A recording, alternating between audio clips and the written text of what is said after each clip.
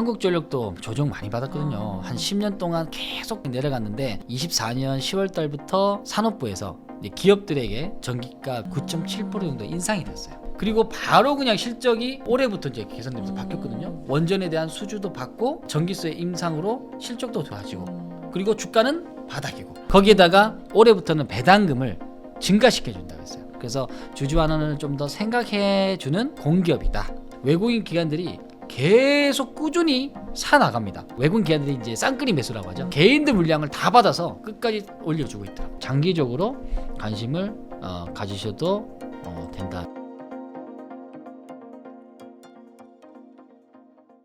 안녕하세요. 오늘 인터뷰 진행을 맡은 김혜은입니다.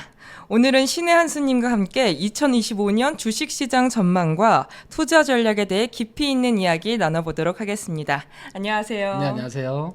네, 오늘 신의 한수님 처음 뵙는 분도 계실 것 같은데 간단하게 소개 부탁드립니다. 네, 반갑습니다. 저는 88TV에서 활동 중에 있는 신의 한수라고 합니다. 요즘 시장이 굉장히 갑자기 뜨거워졌어요. 예, 작년에는 굉장히 힘들었던 부분인데 여러분도 다들 알다시피 탄핵도 있었고요. 그리고 비상계엄부터 상당히 경제가 힘들었던 부분인데, 그래도 이번에는 실적이나 이런 주도주 종목들이 많이 나와서 시장을 좀 끌고 올라가는 장세가 돼서 너무나 좀 기쁘다고 할까요? 예, 그래서 좀 약간의 걱정을 좀 덜어둔다, 그렇게 생각되게 됩니다. 네, 그럼 현장에서 보는 지금 주식시장 분위기 어떨까요?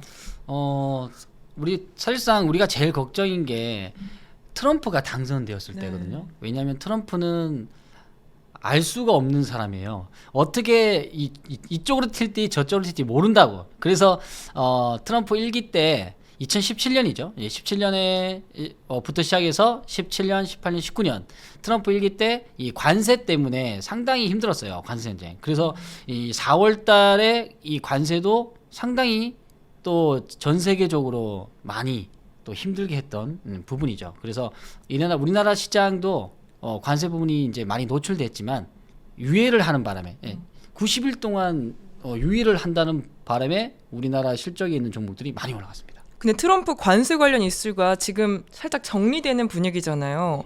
그러면서 미국 주식도 좋은 흐름 보이고 있다고 들었는데, 그럼 관세와 주식 시장의 영향 장기적으로는 어떻게 보고 계신가요?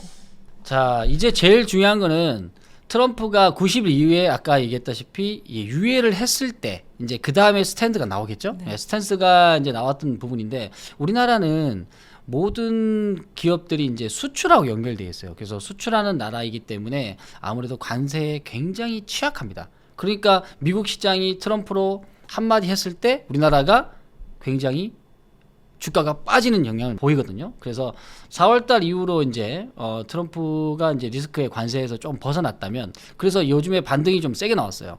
근데 우리나라의 이제 저평가 종목들, 즉 PBR의 저평가 종목들이 상당히 많이 올라오고 있거든요. 그래서 저평가 종목들은 앞으로도 계속 새 정부가 바뀔 수 있는 좋은 섹터다. 그래서 만약에 트럼프가 관세 부분 때문에 얘기가 다시 나온다 하더라도 그 리스크는 감내를 좀 하고 지금 가치주를 좀 사는 장이 되는 게 저의 또 전략인 것 같습니다. 또 트럼프 하면은 빼놓을 수 없는 게 금리 인하 관련된 이슈인데, 앞으로 금리 인하를 전망하시는 분들이 많다고 들었어요. 이게 주식시장에 또 어떤 영향을 줄까요?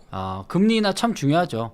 우리가 코로나 때 2020년이죠. 정말 우리 예원님도 코로나 때 굉장히 막 집합 거기서 막 네. 벗어나고 싶은데 못 모이잖아요. 네. 맞죠? 근데 그 당시에 우리나라가 굉장히 힘들었기 때문에 양적 완화, 즉 돈 풀기가 시작됐습니다. 미국도 돈을 많이 풀었어요. 그래서 2020년도에 주가가 거의 V자로 나왔던 부분인데, 역시나 금리 인하는 돈 풀기, 돈 풀기인데요. 돈이 풀렸을 때 이 시장이 유입되는 속도와 이 앞으로에 대한 이 전망 부분들이 아무래도 조금은 긍정적이죠. 다만 이거예요. 경제가 힘든데 돈만 푼다고 해서 해결될 것이냐? 그러면 더 큰 풍선이 대기하고 있는 거죠. 단기간에 해소는 될 거예요. 다만 그렇지만은 경제 실적과 그리고 경제에 대한 부분에 이제 접목이 되었을 때 앞으로 금리 인하는 우리나라가 지금 현재 2.75거든요. 예, 2.75인데 한 번 정도 내려서 한 2.5 정도 유지가 된다면 뭐 새 정부에서는 아무래도 돈 풀기가 좀 나와야 또 서민들을 우리 또 국민들이 좀 살 수 있는 좀 숨통을 틔우지 않을까 해서 금리 인하가 되면 외국인들의 유입은 좀 더 될 거라고 보여집니다. 그럼 좀 더 좋아지겠죠. 또 외국인 투자 자금이 유입되면서 앞으로 국내 주식 시장이 많이 상승할 걸로 보고 계시는데 외국인들 거래 동향 구체적으로 어떤 모습일까요? 지금까지 외국인들이 지금 6개월 동안 우리나라를 20조나 때렸어요. 20조를 매도했는데 그 중에서는 가장 이제 주식을 얘기할 때 투자자들이 가장 좋아하는 기업이 이제 삼성전자입니다. 삼성전자는 많이 또 투자를 많이 하시지 않아요? 네. 주변에 있는 분들이. 근데 삼성전자로 돈 버신 분이 없어요. 맞아요. 중요한 거는 계속 주가가 빠지는 거야. 그러니까 근데도 아는 거는 그냥 삼성전자 우량주 시가총액 1등밖에 없는 거예요. 네. 그래서 삼성전자를 계속 믿고 있는데 이 삼성전자가 많이 빠지면서 이제 네, 힘들었죠. 네, 힘들었던 부분들. 그리고 우리나라의 금리 부분들 인하됐던 부분들 이거는 이제 저PBR 종목들은 앞으로 계속 나올 거고요. 금리 인하는 이제 인하에 대한 활력소가 될 수 있다고 보여집니다. 최근 일부 전문가분들이 외국인 자금이 투입되면서 앞으로 국내 주식 시장이 많이 상승할 걸로 보고 계시는데요. 이런 외국인들의 거래 동향 구체적으로 어떤 모습일까요? 네. 자, 지금 6개월 동안 외국인들이 약 한 20조 정도를 매도했습니다. 정말 심각하게 매도했거든요. 근데 거기에 집중적으로 매도 폭탄을 날린 게 삼성전자와 하이닉스입니다. 그러니까 반도체에 많은 사람들이 기대를 가졌던 부분인데 HBM이죠.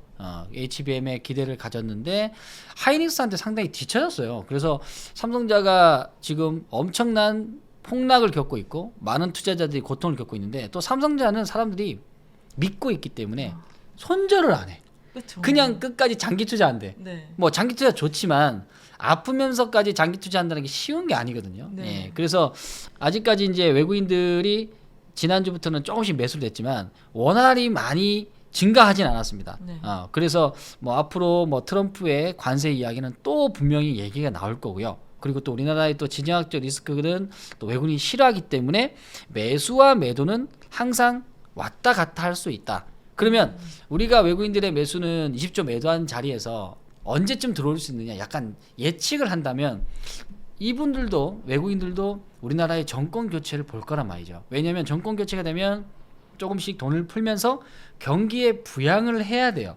그래야 경기 부양을 시켜야 우리나라도 좀 이제 변화가 될 수 있고 외국인 투자 입장에서도 한국이 조금씩 변화되네? 그럼 우리 투자 한번 해볼까? 했기 때문에 이제 많이 매도됐던 20조 자금을 조금씩이라도 유입을 시키면서 전환시킬 수 있다. 라고 보여집니다. 그래서 앞으로의 25년 실적이 확실히 좋아졌던 부분들은 이 연속적으로 2분기, 3분기, 4분기까지 연결이 될 수 있거든요. 그래서 25년 전체적으로 좋아질 수 있는 업종과 추세 부분들은 계속 꾸준하면서 개별적인 대응을 하셔야 된다는 거.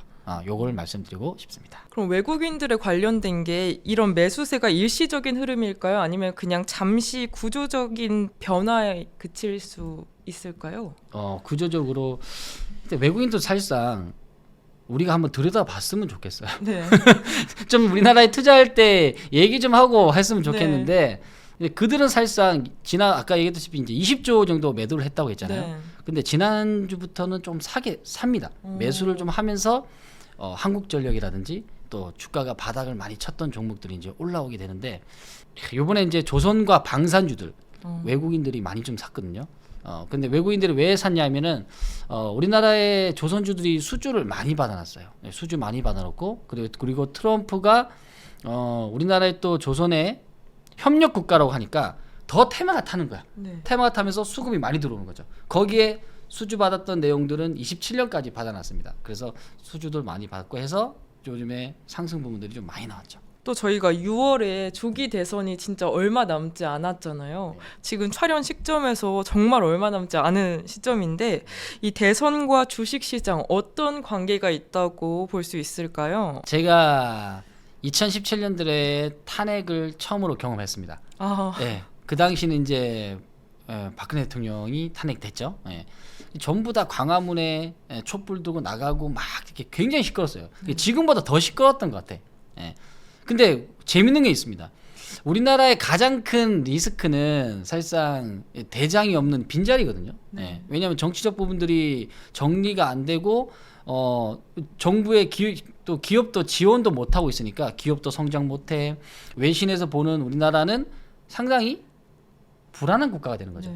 안 그래도 북한 때문에 굉장히 우리나라가 지정학적 리스크가 있는 나라인데, 그러니까 외국인들이 뭐 어제 같은 경우에는 미사일을 쐈거든요. 북한에서 또 쐈어요. 그래서 쏘는 거는 사실상 그들의 어떤 생각과 이런 것들을 표출하는 거거든요. 표출하는 건데 어쨌든 미사일을 쏘는 부분에서 특히나 우리나라는 리스크가 있다.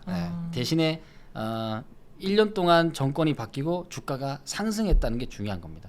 외국인들도 보니까 정권 교체가 되면 아무래도 매수는 더 많이 할 수 있는 조건이 될 수 있다. 그럼 약간 지정학적 리스크도 주식시장에 많은 영향을 주나요?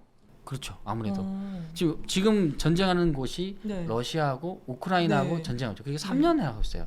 물론 이제 거기에 소총 팔고 뭐 전차, 우리나라도 방산이 있잖아요.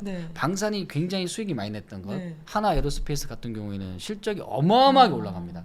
진짜 예은님이 100만 원 투자했다면 진짜 10배, 20배, 30배나 갔던 부분인데 구미가 당기지 않으신지는?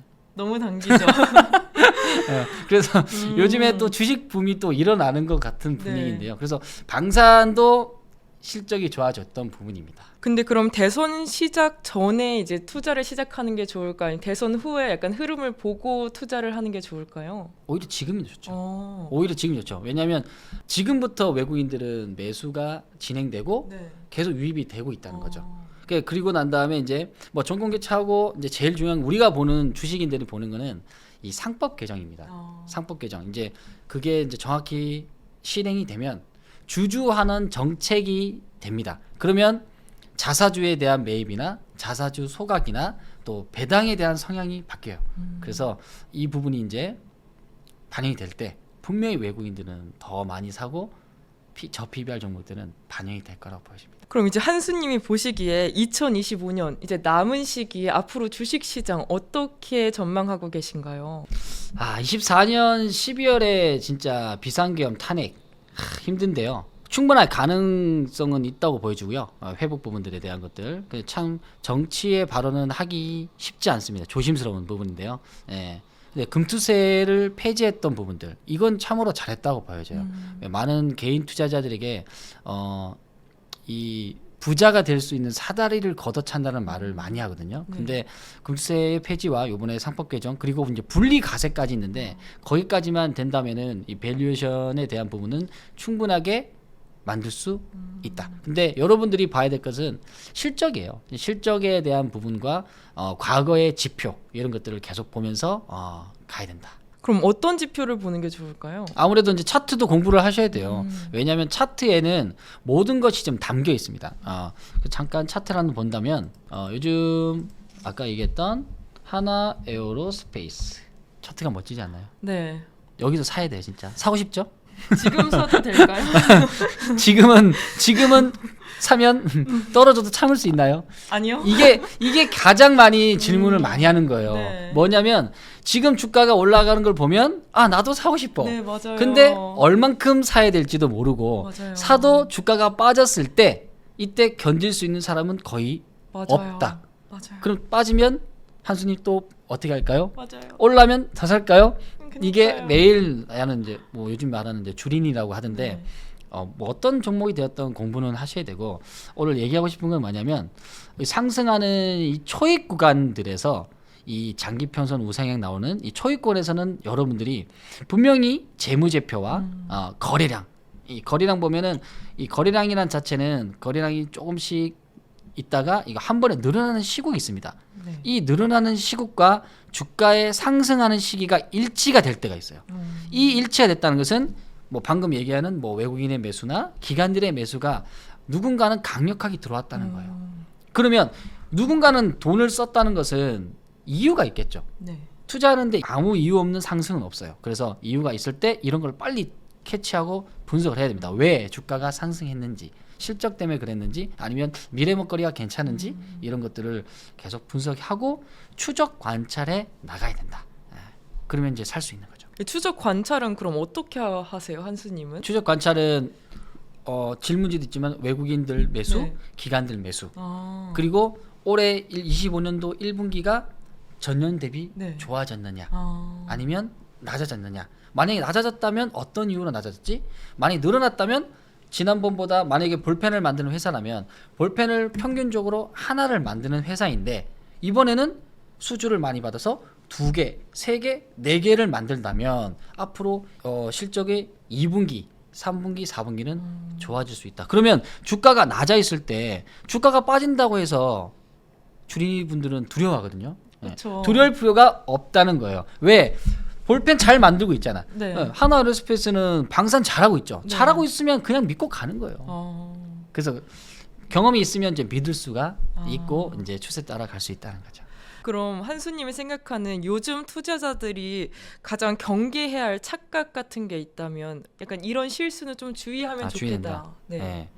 그게 바로 이제 고점 따라잡기. 아. 내가 사면 떨어지고 내가 팔면 올라간다. 전형적인 그런 거죠. 전형 그런 건데 사실상 이제 투자자들은 뉴스를 많이 봅니다. 맞아요. 왜냐하면 뉴스 좋은 것 없냐?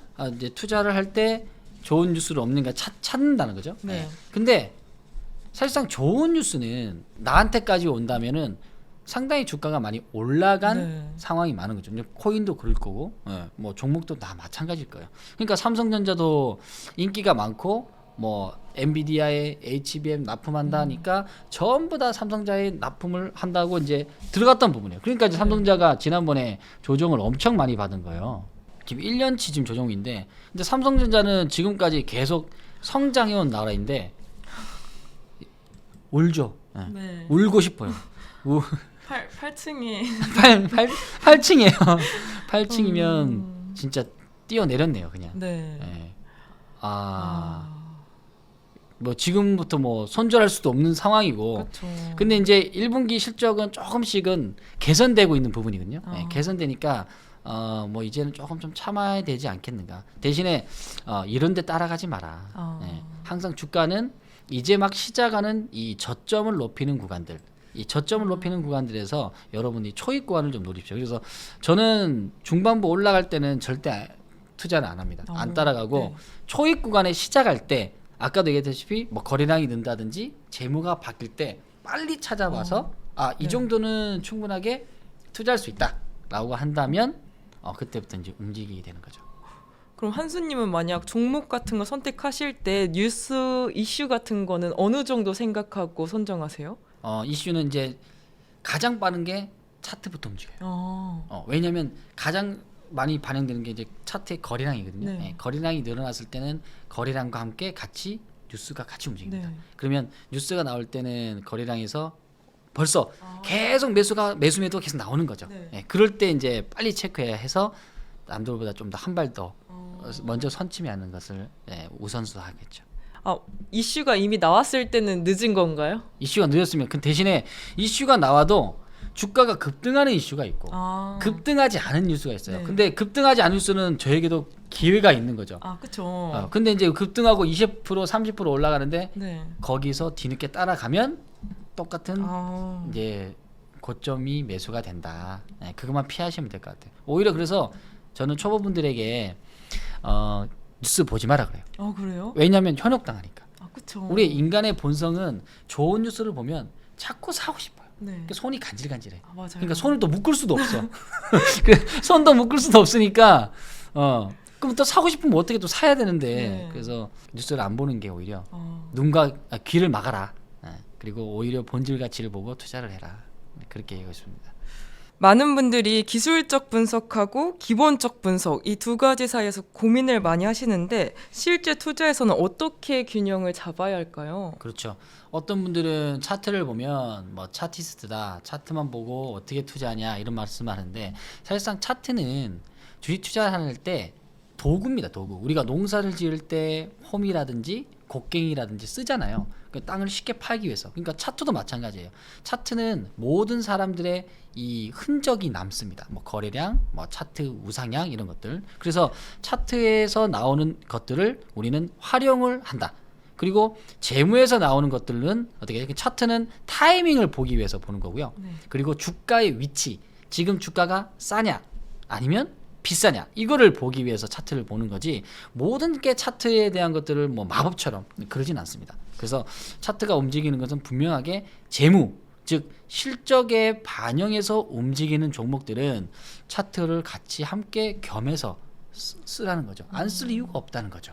그래서 재무를 보면서 차트를 같이 함께 쓰면 더 시너지 효과가 난다는 겁니다. 아무래도 혼자 하는 것보다 2개, 3명 하면 협동적으로 하면 더 잘 되는 것처럼. 네, 그래서 배우셔야 돼요. 차트는. 그러면 AI 반도체 같은 약간 글로벌 메가 트렌드가 앞으로 약간 투자자들한테 기회가 될 수 있을까요? 지금 글로벌 인공지능 같은 경우에는 네. 우리나라에도 지금 현재 이재명 후보가 네. 지금 뭐 인공지능 회사에 가서 관련주들이 막 급등했거든요. 네. 근데 제가 봤을 때는 로봇 관련주는 네. 앞으로 인간을 대체할 수 있는 상당한 수단이라고 생각해요. 어. 잘못하면 이제 우리의 자리도 없어질 수도 있다. 그래서 로봇은 앞으로 이동과, 제가 봤을 때는 집에 요즘에 반려견 많이 키우잖아요. 맞죠. 이제 한 5년 10년 뒤에는 집에 뭐 누가 있다? 로봇이 대체하면서 환수 왔니? 이런 게 얘기할 수 있을 정도로. 그래서 글로벌 시장에는 뭐 미국도 그렇지만 우리나라 시장도 지금 대기업들이 네. 삼성, SK, 현대 전부 다 로봇 시장에 접목을 시키고 네. 있거든요. 그래서 장기로는 로봇 시장의 형태가 좋아질 것 같아요. 네. 네, 그럼 지금 시점에서 국내 주식과 미국 주식 어디에 더 많은 기회가 있다고 생각하시나요? 지금 완전히 갈리고 있어요. 미국 주식을 하시는 분들은 완전 미국만 보고요. 네. 또 국내 주식 하시면 국내만 봐요. 네. 그래서 지금 뭐 서학개미, 뭐 중학개미 뭐 많이 얘기들 하던데, 저는 봤을 때는 어느 시장이 됐든 환율 시장이 됐고 뭐 금 시장에도 모든 기회는 있다고 보입니다. 다만 이제 자기가 어떻게 하느냐에 따라서 달라지겠죠. 예, 달라지는데, 근데 많은 분들이 미국 시장은 뭐 불패 시장이다 이런 얘기를 많이 하는데요. 지금까지 해외 시장에 투자했던 분들은 그게 정말 정답이다라고 얘기하고, 또 주변에 있는 분들도 돈 많이 벌었어요. 특히나 테슬라, 네. 뭐 엔비디아, 이거 아직도 안 샀어? 하면서 막 한 번씩 놀릴 때 있어요. 맞아요. 예, 저 엔비디아는 못 샀거든요. 그래서 뭐 놀리고 있는데, 어쨌든 근데 시장만 보면 한국 시장이 아직까지는 밸류에이션이 있는 저평가 시장이다 네. 라고 보여집니다. 왜냐면 미국이 좀 많이 올랐어요. 그래서 우리 월가의 진짜 현인 명인 이 워렌 버핏도 지금 은퇴 선언을 했거든요. 저는 네. 깜짝 놀랐어요. 그렇게 오랜 세월 동안 투자했던 그 부분인데 미국 시장에 투자할 부분이 없어서 은퇴할 수도 있는 부분이고, 뭐 사실상 이제 그래서 우리나라의 밸류가 훨씬 더 좋다면, 뭐 엔비디아, 테슬라 다 좋은 기업입니다. 예, 좋은 기업이지만은 우리나라의 저평가 기회가 더 많고, 만약에 해외 시장을 투자한다면 저는 ETF에 아까 얘기했던 네. 글로벌 시장의 로봇을 한번 보면 좋지 않을까, 한번 구성할 요소로 본다.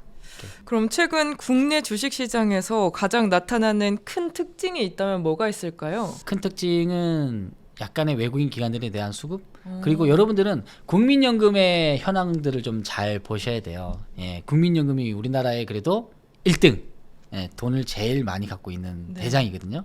그래서 국민연금이나 기관들이 많이 사는 기업들이 바닥을 치고 올라옵니다.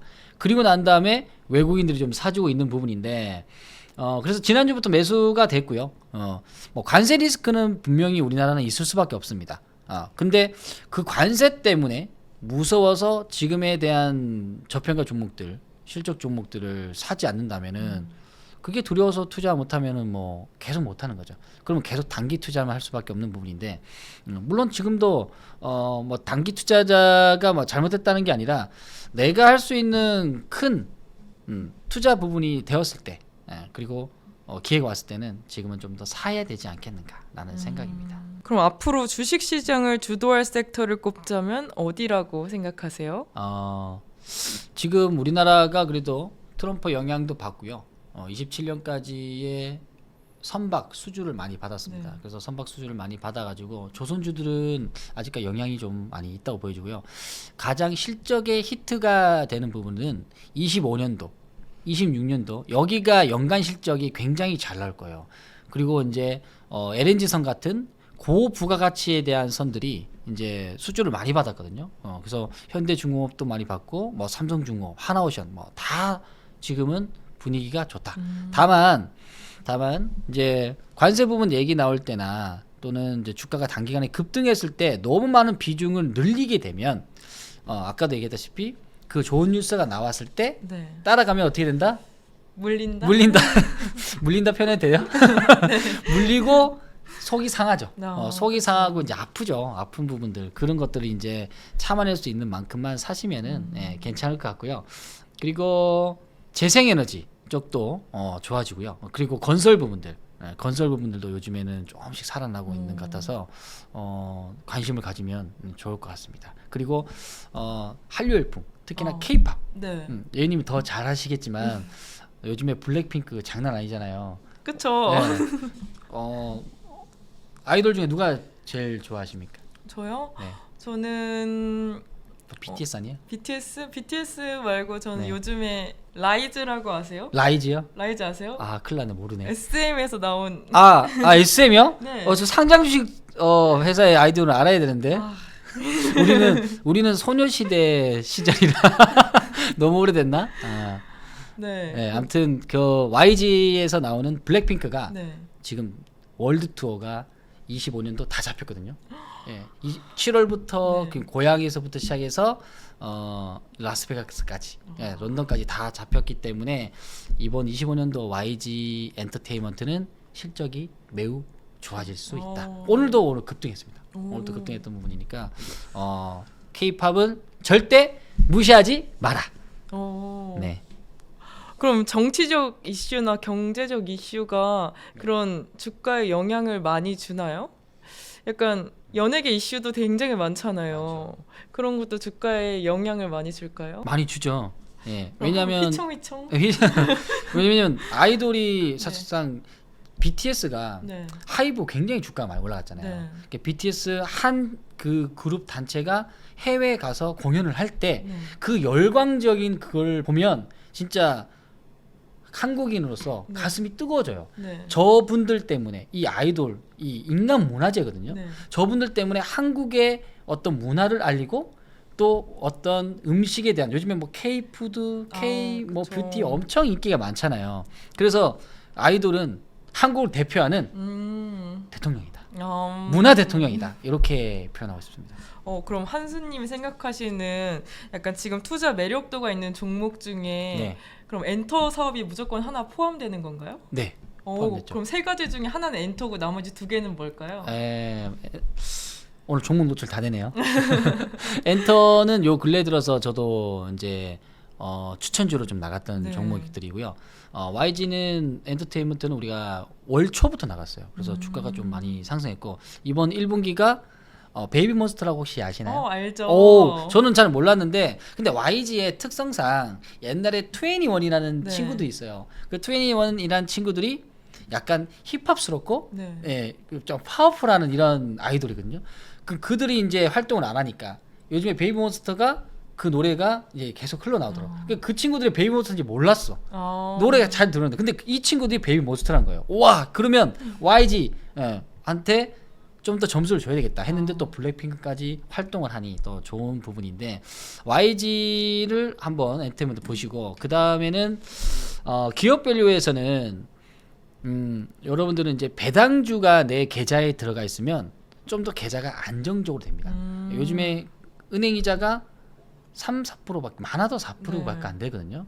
그러면 물가 상승률이 3.3%밖에 안 되기 때문에 이게 커버가 되지 않아요. 네. 그럼 결국은 적금이나 이런 예금 드는 분들은 3.3% 받기 위해서 1년 동안 가질 필요가 없다는 거죠. 오히려 배당주를 투자를 하는데 작년부터 메리츠 금융지주가 비과세 배당을 하면서 주가가 굉장히 많이 상승했어요. 그 이후로 이제 종목 그 금융주들이 많이 이제 배당금을 높이면서 분기 배당을 실시하고 있는 부분인데 분기 배당에서 이제 많이 비과세로 받을 수 있는 게 우리 금융지주. 우리 금융지주가 요 근래 들어와서 비과세 배당, 분기 배당을 하면서 실적도 좋아지면서 지금 PBR도 저 PBR로 해서 0.37 밖에 안 되는 것 같아요. 그러니까 요즘에 이번 정부가 코스피 5천을 외쳤잖아요. 이제 바뀌는 정부에 한다면 코스피 5천을 외쳤는데 사실상 너무 뭐 표밖에 아니냐 뭐 이런 얘기를 할 수는 있겠지만은 뭐 지금보다는 좋아질 것 같아요. 금융주가 금융 차트 보면 자 이게 코스피의 금융주인데요. 금융주들을 보면 2007년도에 이제 요 근래에 들어와서 가장 상승을 많이 했던 부분이었어요. 그래서 2007년 이후로 18년 동안 시장 조정을 굉장히 많이 받았거든요. 근데 이제 요즘 와서 이제 월봉상이 좀 바뀌면서 뭐 분기 배당 또는 비과세 배당 이런 것들이 나오고요. 원래 배당 받을 때는 15.4%를 제하고 받는데 비과세 배당이라는 것은 그대로 또 줄 수 있는 부분이고요. 그리고 이런 기업들이 금융주에서 많이 나오고 있다. 원래 금융소득세도 배당 들어가는데 여기 만약에 비과세 배당이 되면 여기 포함되지 않는다는 게 또 좋은 매력도입니다. 그 다음 종목은 현대건설입니다. 현대건설인데 현대건설이 요 근래 들어와서 오늘도 상승을 많이 했어요. 이 현대건설 자체도 2007년부터 조정 많이 하고 주가에 급등을 좀 나오고 있는데 현대건설이 지금 현재도 지금 넥스트 시장이 있어요. 넥스트 트레이딩 시장에서도 주가가 또 올라가고 있네요. 야 돌파도 나오고 대박입니다. 대박인데 원전에 대한 수주 받았던 부분도 있고요. 그리고 과거에서부터 원전에 대한 건설 부분들이 현대건설이 먼저 했던 부분이에요. 그래서 뭐 아랍 쪽에도 수주 많이 받고 또 국내에 있는 실적도 좀 전환되고 있는 부분인데 앞전에 악재가 있었죠. 요 교량에 대한 무너짐이 있었는데 결국은 악재에서 좋은 기업들은 살 수 있는 아주 좋은 또 호재다. 뉴스는 악재지만 남들은 안 사지만 우리는 산다. 그래서 진짜 위기가 기회로 오는 이런 형태가 많이 들어보셨죠? 역발상 투자. 우리가 또 역발상 투자 잘하거든요. 남들은 NO 할 때 우리는 YES라고 외치면서 투자할 수 있다. 그러면은 보유 종목이 만약 하락했을 때 추매하고 손절 어떤 기준으로 판단하시나요? 참 어려운 질문인데요. 왜냐하면 손절매라는 것은 사실상 내가 투자했던 그 회사를 인정하고 빠져나오겠다는 거잖아요. 근데 빠져나올 때는 항상 우리에게는 손실이라는 게 있죠. 그래서 모든 투자자가 손실이 좋아하는 사람은 없을 거예요. 그쵸. 그래서 손절은 근데 저는 손절할 때 그래요. 만약에 A라는 기업이 있고 B라는 기업이 있어요. 근데 A라는 기업보다 B라는 기업이 더 좋아.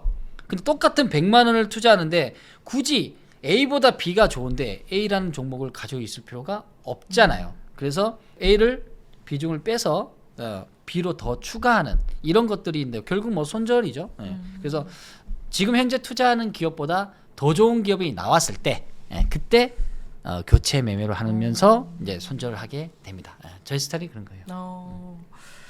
또 최근 국내 증시에서 PER, PBR 등 가치 지표가 낮은 저평가 우량주들 많이 보이는데요. 지금 시점에서 투자 매력도 어느 정도라고 보시나요?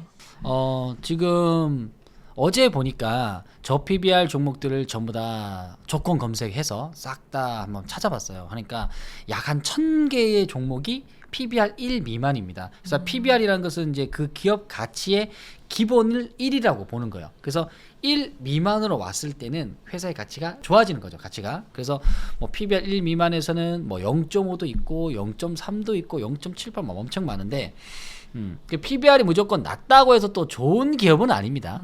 왜냐하면 저 PBR 종목들은 자기 회사에 대한 어떤 상황이 좋지 않은 상황도 많아요. 그래서 제일 좋은 거는 실적이 좋아지면서 매 분기마다 실적 좋아지면서 저평가 종목이 있다. 그러니까 많은 사람들이 안 알아주니까 저평가가 되는 거죠. 그때 매수의 수급만 들어오면 주가는 급등하게 될 수 있는 부분인데 900개 종목들 1000개에서 많이 좀 찾고 있어요. 왜냐하면 다 투자할 수는 없으니까 네. 그 중에서 제일 그래도 최고급의 종목들을 찾게 되는데 철강주가 가장 또 저평가가 되지 않겠는가. 예. 그래서 근데 저평가는 시장에서 인정받을 때까지 시간은 걸립니다. 시간은 걸리는데 현대제철 같은 경우에는 PBR이 0.17이에요. 0.17은 지금 현재 주가가 보니까 24,000원이에요. 24,000원. 근데 자산 가치는 12만 원이 넘어가거든요. 그래서 과거의 주가 지표를 보면 14만 원까지 갔죠. 요 11년도에. 이것도 조정 엄청 많이 받았어. 이제 철강은 러시아 우크라이나 종전되면 또 철강도 쓰이죠. 네. 그리고 건설 경기 쓰이죠. 또 자동차 쓰이죠. 조선의 선박도 쓰이죠. 다 쓰이는데도 불구하고 이게 노조 리스크가 있어요. 노조 리스크 때문에 굉장히 힘들었지만 요번에 이제 타결됐거든요. 네. 타결됐고 이제 뭐 보너스도 받고 이렇게 받아가지고 앞으로 2분기의 실적은 좀 지켜보면서 대응을 하셔야 된다. 이렇게 말씀드리고 싶습니다. 또 다른 가치주는 없을까요? 가치 엄청 많죠. 어. 오늘 뭐 밤새야 돼요. 그러면. 그럼 하나만 더 추천해 주신다면 뭐가 있을까요? 한국전력이요. 한국전력. 한국전력도 조정 많이 받았거든요. 한 10년 동안 계속 그냥 네. 주구장창 내려갔는데 네. 한국전력이 작년부터 24년 10월 달부터 이제 산업부에서 이제 기업들에게 전기값 전기료 인상 9.7% 정도 인상이 됐어요. 그리고 바로 그냥 실적이 개선되면서 올해부터 이제 개선되면서 바뀌었거든요. 거기에 이제 원전에 대한 수주도 받고 그리고 전기세 인상으로 실적도 좋아지고 그리고 주가는 바닥이고 거기에다가 올해부터는 배당금을 증가시켜 준다고 했어요. 그래서 주주 환원을 좀 더 생각해 주는 공기업이다 했는데 많은 투자자가 한국전력을 지금 팔고 있더라고요. 지금 뭐 수급을 지금 안 보여서 모르겠지만 외국인 기관들이 계속 꾸준히 사 나갑니다. 사 나가는데 한국전력은 외국인들이 많이 사고 외국인 기관들이 이제 쌍끌이 매수라고 하죠. 개인들 물량을 다 받아서 끝까지 올려주고 있더라고. 오늘 또 상승을 했어요. 그래서 한국전력은 장기적으로 관심을 가지셔도 된다라고 얘기를 하고 싶습니다. 오늘도 3% 놀랐네요. 또 최근 주식시장의 변동성이 굉장히 크다고 들었어요. 그러면 리스크 관리도 정말 빼놓을 수 없는데 이런 리스크 관리 핵심 전략 딱 하나만 꼽으면 뭐가 좋을까요? 리스크는 무조건 비중입니다. 그러니까 같은 기업이라도 100만 원 투자하는 분들, 1000만 원 투자하는 분들, 1억 투자하는 분들은 다른다는 거죠. 왜냐하면 작게 매수하신 분들은 등락파동이 좀 더 참을 수 있지만 금액이 커질수록 주가 변동폭에 휘말리게 된다는 거죠. 그러니까 좋은 기업 사도 많이 사면은 아픈 거예요. 힘들다는 거죠. 그래서 조금 수익 나면 팔고 싶고 또 내려가도 팔고 싶고 그래서 비중에 대한 것들 자기가 이길 수 있는 만큼 담는 게 가장 큰 중요한 포인트입니다. 그래서 장기 투자를 할 수가 없는 거죠. 많이 사면. 그래서 비중 잘 지켜야 장기 투자를 할 수 있고 이번 장 끝까지 다 먹을 수 있을 것 같아요. 그럼 한수님은 장기 매매하고 단기 매매가 있으면 장기 매매 쪽을 선호하시나요? 저는 중장기 중장기의 네. 매매를 한번 하고요. 네. 근데 의도치 않게 단기 매매가 될 때가 있어요. 뭐냐면 바닥이라고 샀어요. 네. 근데 이제 갑작스럽게 어떤 이슈가 나와서 뭐 네. 정책 이슈라든지 요즘에 올라간 게 이제 로봇 관련해서 네. 유진 로봇을 샀는데 이제 국가의 정책 부분에 인공지능 로봇이 반영되면서 주가가 상한가를 가버린 거예요. 네. 그럼 어쩔 수 없이 그는 상한가를 원하는 건 아니었지만 상한가가 가면서 상한가 3개 나왔어요. 그래서 단숨에 뭐 8, 90% 나오면서 이제 매도가 하게 됐는데 뭐 그런 경우를 제외하고는 거의 이제 중장기로 바닥에서 꾸준히 모아가는 스타일로 투자를 하죠. 그럼 지금 시점에서 약간 중소형주하고 대형주 있으면은 어떤 걸 선택해야 조금 안정적으로 이윤을 많이 볼 수 있을까요? 이거는 좀 성향 차이인 것 같아요. 네. 대형주는 크게 망하진 않습니다. 근데 네. 중소형주는 조금 변동폭이 커서 왔다 네. 갔다 할 수 있겠죠. 그래서 너무 위아래로 흔드는 종목이 싫은 분들은 대형주의 위주의 60%를 선택을 하시고 그 이외에는 중소형주 종목을 40%를 하면 6대4로 비율을 맞추면 좀 더 안정적이지 괜찮지 않을까. 만약에 내가 변동성이 좋지만 나는 좀 급등하는 거 좋아 네. 라고 하면은 중소형주 60%, 네. 대형주는 뭐 40%. 대신 대형주는 믿을 만한 종목 저는 대형주는 들어갈 때 비중을 조금 중소형주보다는 높게 들어갑니다. 네. 왜냐면 더 믿을 수 있으니까. 네, 그래서 그런 차이를 좀 구분을 가지고 좀 하시면 좋을 것 같아요. 또 매수 타이밍보다 어려운 게 매도 타이밍이라고 하는데 한수님만의 매도 타이밍을 잡는 기준이 있을까요? 이쁠 때 때린다. 그런 어떤 네. 뜻이냐면요. 그 회사의 호재가 네. 너무나 많이 나왔을 때, 네. 그럴 때는 이제 매도 타이밍을 잡아야죠. 왜냐하면 좋으면 나도 사고 싶고 너도 사고 싶고 다 사고 싶은 거예요. 네. 그러면 소문난 잔치에는 먹을 게 없어요. 그래서 매도가 상한가나 이렇게 좋은 뉴스 나올 때 매도하는 거죠. 그러니까 유진 로봇도 마찬가지예요. 좋은 뉴스가 나와서 급등할 때, 네. 특히나 이제 뭐 유진 로봇이 뭐가 나왔냐면은 유진 로봇의 대표가 이재명 그 캠프에 합류해서 선거활동을 한다. 이것 때문에 급등했거든요. 그럼 기업하고 별개의 그거잖아요. 네. 근데 대선 주니까 급등하니까 아무런 관련 없죠. 그럼 무조건 매도를 해야죠. 그렇게 또 그러니까 운때도 잘 맞아야 돼요. 투자라는 것은. 근데 호재가 계속되면은 더 사고 싶지 팔고 싶지는 않을 것 같아요. 그렇죠. 그래서 그 호재도 시장에 얼만큼 반영됐냐. 그러니까 바닥 대비 올라올 때 이제 이 인간들 이 본성이죠. 네. 그러니까 외국인도 그렇고 뭐 우리 국내 투자도 마찬가지. 바닥에 매수해서 뭐 100% 정도 수익이 나면 아무래도 차익 실현 욕구가 나옵니다. 그러니까 네. 팔고 싶잖아요. 그렇죠. 그러니까 100% 정도 나오면 얘네들이 바닥에서 외국인 기관이 샀다. 그러면 100% 올랐으면 얘네들은 분명하게 어느 정도는 뭐 10억을 투자했다면 어느 정도 5억 정도는 이익을 취할 수 있겠구나를 먼저 생각하는 거예요. 그리고 이제 취하면 아무래도 물량이 많이 나오기 때문에 조금이라도 꺾이겠죠. 차트가 꺾이겠죠. 그러면 거기서 그러면 나도 여기서는 조금이라도 이익을 취해야 되겠다 하고 뭐 절반 매도라든지 뭐 3분의 1 매도라든지 매도를 하고 이익을 좀 취하는 형태를 합니다. 왜냐하면 돈이 있어야 또 다음 종목에 투자해서 또 끌어나갈 수 있으니까. 기회는 항상 많아요. 우리에게는 뭐가 없어요? 돈이 없어요. 돈이 없지 종목은 엄청 많다는 거지. 예, 종목은 많다. 예. 그럼 약간 주도주가 명확하지 않은 장에서는 어떤 전략을 세우는 게 좋을까요? 투자를 안 하는 게 제일 좋죠. 그래요? 네.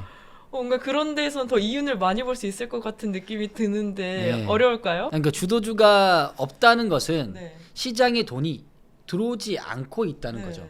그러면 그래도 투자할 만한 종목은 있긴 있습니다. 네. 그런 종목들은 이제 약간 단기성. 아. 예, 왜냐하면 작년같이 뭐 탄핵도 있고 비상계엄이 있을 때는 우리나라 경제가 굉장히 힘들었어요. 네. 그러니까 외국인들이 빠져나가는 이유는 우리나라 사람이 지금 현재 국내에 있는 시장이나 경제가 이렇게 안 좋다는 걸 느끼는데 네. 외국인 입장에서는 우리나라에 뭘 믿고 투자하겠냐 이거예요. 그럼 당연히 빠져나가면 당연한 거예요. 예, 그래서 그럴 때도 근데 뭐 단기로 보는 뭐 수익 매매주라든지 이런 가볍게 볼 수 있는 종목은 있죠. 근데 이제 여기서 볼 수 있는 건 이제 저평가 종목들, 예, 실적이 좋아지는 종목들 이런 것들은 봐도 돼요. 왜냐하면 실적이 좋아졌지만 다른 요인으로 주가는 떨어져 있는 상태잖아요. 그러면 남들 관심 안 가질 때 우리는 관심 가진다. 그렇게 투자를 합니다. 네, 최근 실적 발표 후에 급등한 종목들이 많다고 들었는데 지금 시점에서 투자로 들어가도 괜찮은 종목들이 있을까요? 네, 아까 얘기 드렸던 뭐 한국전력은 계속 유입을 봐도 될 것 같고요. 네. 1분기 실적과 2분기 특히나 이제 날씨가 좀 더워졌잖아요. 네. 그러면은 2분기, 3분기 실적은 더 많은 전력량을 쓰기 때문에 올해부터 매수가 되었다면 올해 배당까지도 같이 볼 수 있거든요. 예, 그러면은 아무래도 한국전력 실적은 더 많이 개선될 거고요. 배당 확대. 제가 볼 수 있는 건 배당 확대가 이제 앞으로 투자자에게는 많이 좀 도움이 되지 않을까라는 생각입니다. 그럼 반대로 최근 주가가 급등한 주식 중에서 지금은 이건 주의가 좀 필요하다 하는 주식이 있을까요? 아직까지 2차전지에 맹신하는 분이 많더라고요. 네. 2차전지에 엄청 많이 당했어요. 뭐 에코프로, 뭐 LG화학 같은 경우 보면 차트 이거는 진짜 봐야 될 것 같아요. 지금 에코프로가 가지고 있는 우리 또 시청자분들은 굉장히 마음이 아플 거예요. 아플 건데 거론을 안 할 수가 없어요. 왜냐하면 많이 사고 계시더라고. 맞아요. 오늘 같은 날도 신저가를 냈습니다. 그러니까 다른 종목들은 다 주가가 지금 제가 얘기한 거는 뭐 아까 현대건설이나 이런 거 다 올라가고 있잖아요. 네. 근데 얘는 계속 뒤로 계속 빠져요. 네. 그렇기 때문에 지금 여기는 공매도도 상당히 많이 매도하고 있거든요. 그래서 공매도를 이길 수 있는 어떤 다른 주체가 와야 되는데 공매도가 너무 세니까 또 못 올라가는 거야. 그래서 여기 앞에 있는 이 시세에 대한 매물이 상당히 크다. 그래서 이 종목들은 빨리 좀 빠져나와야 된다는 거. 그래서 2차전지에 너무 맹신하고 있는 분들은 빨리 빠져나와서 비중을 좀 줄이는 게 가장 좋지 않을까 생각됩니다. 또 실적 발표 시즌 때마다 약간 주가가 크게 흔들리잖아요. 투자자분들이 실적 발표할 때 약간 체크해야 할 만한 포인트 같은 게 있을까요? 실적 발표가 할 때 이제 주력 상품이 있겠죠. 네. 이번 또 삼양식품 같은 경우에는 우리 또 불닭이 와, 네, 불닭이 불닭볶음면. 네, 완전히 그냥 인기가 엄청 많은데 근데 네. 저 먹어봤는데 네. 너무 매워요. 아 그래요? 네, 너무 매워. 그래서 근데 외국인들도 좋아하는가 봐. 그 요번에 완전히 날아가잖아요, 진짜. 네. 그 괜히 닭이라고 날아가는가 봐. 그래서 불닭볶음면이 날아가는데 불닭볶음면이 인기가 어디에서 많은지 네. 이제 주가의 위치도 보면은 네. 주가가 지금 높은데도 계속 올라가는 거는 그만큼 관심이 있다는 거죠. 그러니까 시장의 관심이 거래량과 같이 함께 움직이면서 실적 전환까지 된다면 그걸 우리가 계속 지켜보면서 관찰해야자. 그겁니다. 그럼 이번 MSCI 반기 리뷰 관련해서 국내 증시의 수급에 어떤 변화가 있을 걸로 예상하시나요? 지금 모건 스탠리에서 이제 들어가는 편입인데요. 네. 우리나라 한국 시장의 비중이 약 한 10에서 14%를 차지하고 있습니다. 네. 그래서 2월 달 5월 달, 8월 달, 11월 달 이렇게 이제 조정을 하는데 이번 5월 달에는 삼양식품이 들어가고 하나시스템도 들어갔어요. 근데 빠진 거에 아까 얘기했던 에코프로 계열의 머티리얼즈가 빠졌고 NC소프트가 빠졌습니다. 빠졌던 부분인데 역시나 불닭볶음면이 이 모건 스탠리를 현역을 하고 좋아하게 만들지 않았는가. 그리고 하나시스템은 방산, 특히나 이제 방산에 우리나라가 또 특화했던 부분이 네. 하나그룹이 이제 인기가 많기 때문에 거기에 좀 편입이 되었던 부분입니다. 그래서 아무래도 MSCI에 편입이 되면 외국인이 많이 관심을 가지고 사준다. 대신에 거기에서 사줬다고 해서 뒤늦게 따라 들어가지 마라. 왜냐하면 주가가 많이 올라오고 시가총액이 괜찮게 진행되어야 그들은 또 편입하기 때문에 오히려 편입할 때는 호재입니다.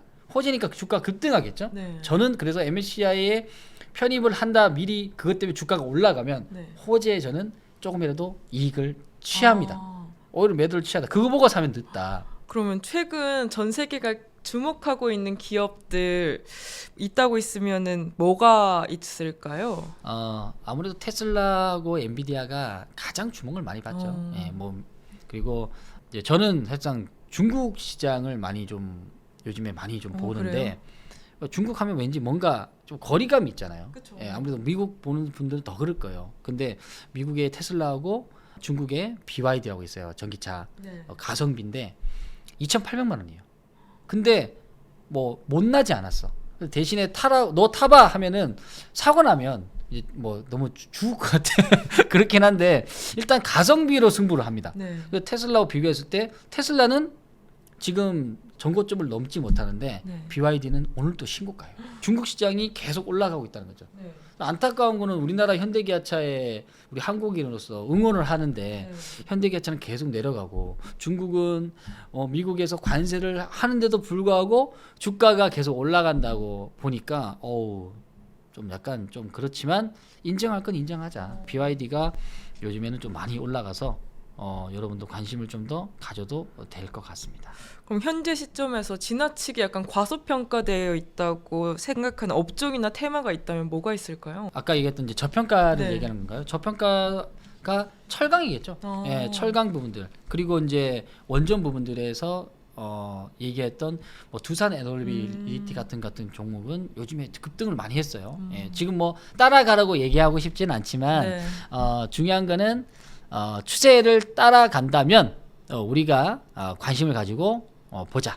그리고 이번 올해 25년도에 전반기의 실적입니다. 실적. 그러니까 24년도의 1분기 실적보다 25년도 실적 좋은 것들은 앞으로는 더 변화가 될 수 있는 게 많거든요. 계속 관찰해야 돼요, 진짜.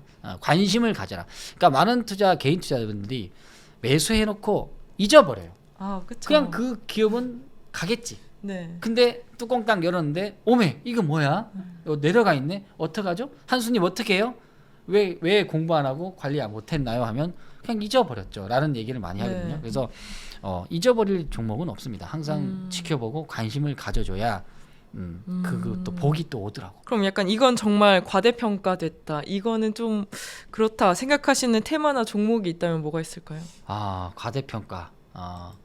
요즘에 사실상 이제 삼양식품도 많이 올라왔죠. 네. 올라왔는데 뭐 지금부터 더 갈 수는 있긴 하지만은 지금 매수하기 좀 쉽진 않겠죠. 예, 그래서 밸류 쪽에서 보면은 이제 그럴 수 있고요.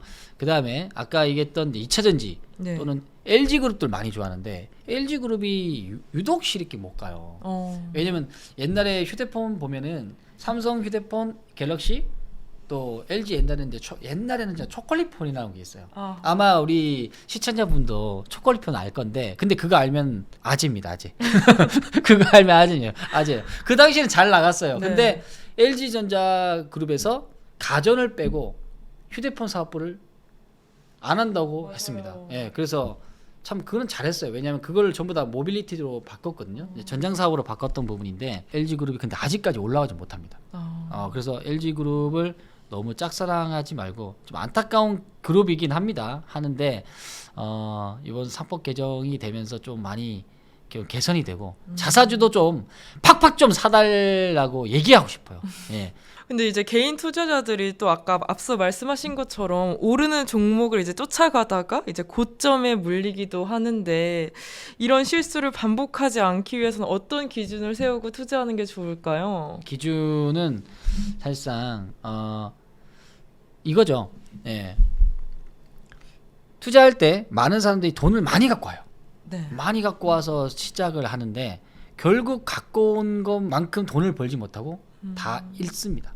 그래서 저는 적은 돈으로 먼저 맞아봐라 라고 얘기하고 싶어요. 그래서 많은 경험을 쌓다 보면 분명히 우리는 기회가 오거든요. 1년에 한 번은 우리나라 시장이 정말 크게 조정을 할 때가 있어요. 네. 일 때가 있는데 그때 공부를 열심히 해놓고 내가 진짜 투자하고 싶은 기업, 가지고 싶은 기업, 후회하지 않은 기업이 나타난다면 그때는 과감하게 공부한 그걸 믿음으로 과감하게 좀 사시라라고 얘기하고 싶어요. 그래서 첫 번째는 공부부터 먼저 하시고 너무 답답하다면 적은 금액으로 많이 연습을 하다 보면 분명하게 나의 어떤 그림이 그려질 거예요. 나의 성향, 투자에 대한 방향성 이것들을 좀 정해질 겁니다. 그럼 성공한 투자자하고 실패한 투자자를 옆에서 많이 보셨을 거 아니에요. 네. 그 두 명의 큰 차이점이 있다면 뭐가 있을까요? 아무래도 성공한 투자자는 노력을 많이 하고요. 그리고 꾸준합니다. 꾸준하고 반복적으로 가요. 이제 주식 투자를 해서 뭐 남들은 상당한 어떤 기술력이다 이런 걸 하는데 네. 생각보다 주식 투자가 어떤 기술력을 요하지는 않거든요. 네. 꾸준함 그리고 그 기업들을 얼마만큼 지켜봤는가 이것들을 좀 백데이터를 많이 좀 보고 있는데 성공 투자자는 꾸준하고 게으르지 않고 그리고 반복적으로 훈련하더라.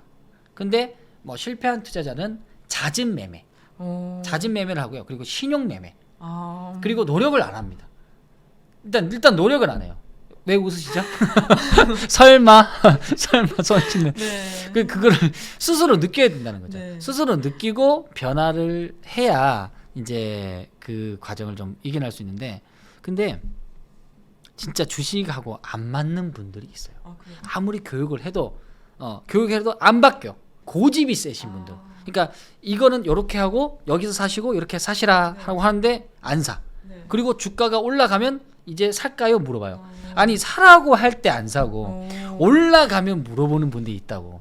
그러면 좀 답답하죠. 그래도 좀 믿어주시고 그래도 주식 경력이 제가 2006년부터 했으니까 그래도 한 17년, 18년, 19년 했거든요. 예, 그러면 저의 경험을 좀 믿고 투자하는 데에서 좀 따라와 주시면 되는데 그걸 안 믿을 때가 좀 답답하죠. 그럼 앞으로 이 종목 그냥 사서 모으면 된다. 이렇게 추천 하나 해주실 수 있으실까요? 근데 이걸 추천하면 아마 지금 시청자분들도 전부 다 이제 몰빵하고 이제 다 그럴 네. 거예요. 이제 그러면 이제 무거워지는 거예요. 마음의 짐이 무거워지시나요? 마음의 짐도 무거워지고 일단 물량도 무거워진다고. 네. 예, 그래서 이제 소형주 같은 경우에는 추천하기가 쉽지 않죠. 예, 쉽지 않고 아까 이야기했던 금융주, 예, 뭐 우리금융지주 같은 종목, 그리고 조선주들, 조선주 많거든요. 뭐 현대중공업도 있고, 뭐 LNG선에 특화됐던 삼성중공업도 있고요. 예, 있는 부분이고, 그래서 지금 얘기했던 뭐 한국전력이라든지 현대건설 이런 종목들은 조금 조정을 눌렸을 때 매수할 수 있는 좋은 종목이다라고 얘기할 수 있습니다. 그리고 아까 얘기했던 K-팝, K-뷰티 놓치지 마시라. 그리고 또 가치주하고 성장주 구분이 약간 모호해진다고 그런 시기라고 들었어요. 아, 근데 이런 시기에서 어느 쪽에 더 무게를 두고 투자를 해야 할까요? 아까도 얘기했다시피 이거는 성향 차이인 것 같아요. 가치주는 시간을 사야 됩니다. 네. 성장주는 가치주보다는 시간을 좀 덜 쓸 수는 있어요. 왜냐하면 방금 얘기했던 이 볼펜이라고 치면 네. 볼펜에 쓰이는 시기가 있겠죠. 네. 예, 뭐 지금처럼 펜을 써야 될 시기가 있다. 그때 맞춰서 출시를 하면 네. 아무래도 가치주보다 빨리 갈 수 있겠죠. 근데 가치주는 기본적으로 보아야 될 게 뭐냐면 배당 그리고 그 회사의 유보금. 예, 왜냐하면 불황이 왔을 때 그 네. 기업이 쓰러지면 안 되잖아요. 네. 예, 그래서 돈을 갖고 있는지 그리고 업력이 괜찮은지 네. 그리고 하나 더 본다면 CEO, 이 CEO의 성향을 봐야 돼요. 그러니까 그래요? 그러니까 그 대표자가 만약에 뭐 나쁜 짓을 많이 했다. 네. 뭐 그리고 뭐 유상증자를 많이 한다. 네. 이러면 주주들은 싫어하거든요. 그렇죠. 외국인이 이번에 제일 실망한 게 뭐냐면 하나 에어로스페이스가 이번에 유상증자를 했거든요. 네. 근데 그 높은 구간에서 유상증자를 하면서 외국인이 이제 실망 매물을 좀 던졌어요. 예, 다행히 계열사가 유상증자에 참여를 해서 좀 어느 정도 받았지만 유상증자를 자주 하는 기업들은 조심하시고 그리고 전환사채 BW 발행하는 이 신주인수권을 많이 하는 기업들은 좀 조심하시면 좋을 것 같습니다. 좀 깨끗한 기업을 보십시오.